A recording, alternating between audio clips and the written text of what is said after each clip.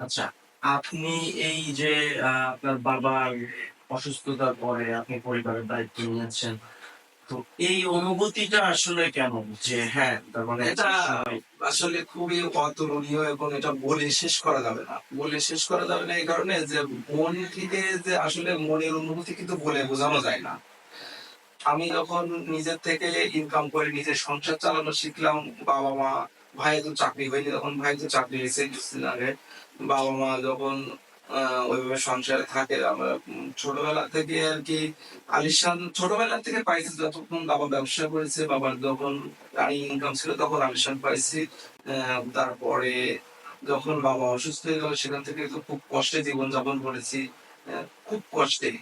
যে এমনও দিন গেছে যে একবার রান্না করে ৩ বার খাইতে হইছে। এমনও দিন গেছে আম্মু কষ্ট করে যা জোগাইছে তাই খাইছি। ভালো তর